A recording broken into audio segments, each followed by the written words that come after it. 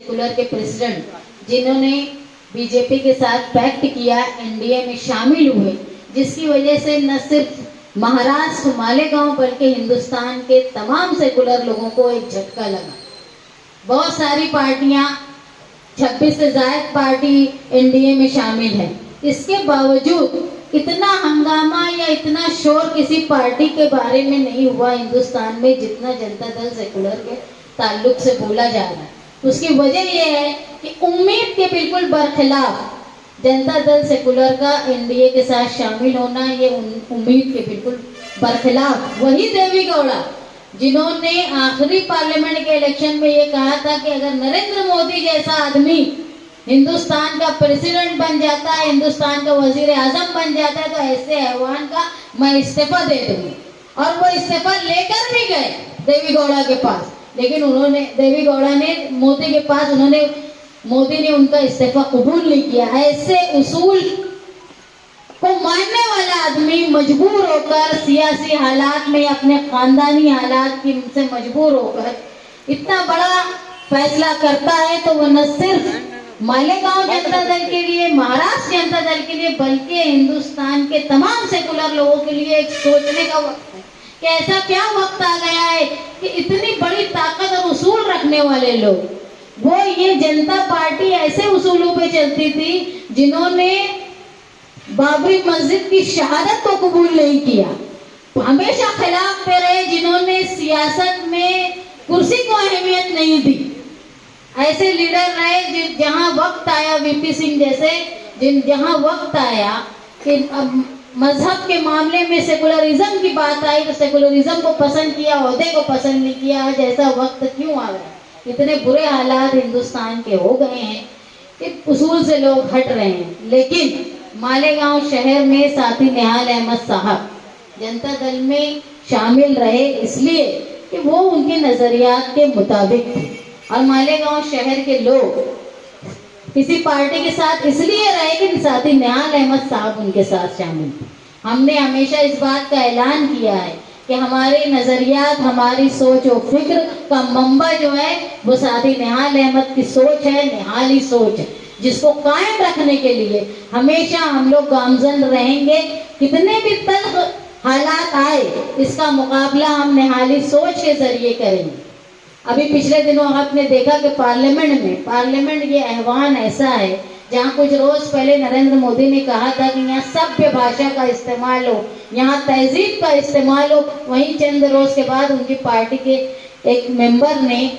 कुंवर दानिश अली को सख्त लफ्ज सिर्फ जाती बुनियाद पे दिया, जबकि माली तौर पे, सियासी तौर पे, समाजी तौर पे वो रमेश भदौरी जो था उसका कोई मुकाबला इस कुंवर दानिश अली से नहीं था। न तालीमी लियाकत उसके अंदर है, न उसके अंदर सियासी लियाकत है, न माली लियाकत है। एक नवाब के खानदान के आदमी को सिर्फ इसलिए जलील किया गया क्योंकि वो मुसलमान था। इस बात की मालेगांव शहर जनता दल मजम्मत करता है। हमने स्पीकर, पार्लियामेंट के स्पीकर को एक ईमेल किया जिसमें मांग की है मालेगांव निहाली सोच के वर्करों की तरफ से कि ऐसे जातिवाचक जुमले और सोच रखने वाले मेंबर ऑफ पार्लियामेंट को बर्खास्त किया जाए और ऐसा कानून बनाया जाए जिसमें ऐवान में, सिर्फ ऐवान में ही नहीं बल्कि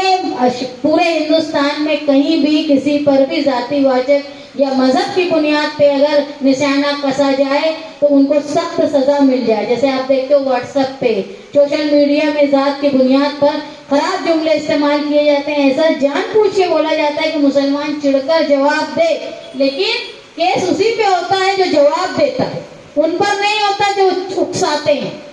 हिंदुस्तान में एक ऐसा कानून बनाया जाए जिस पर किसी की जात, चाहे वो मुसलमान हो, चाहे सिख हो, चाहे ईसाई हो, चाहे हिंदू हो, जातिवाचक बातें करने वालों को सख्त सजा दी जाए। ऐसी मांग मालेगांव की तरफ से हमने स्पीकर को ईमेल करके की है।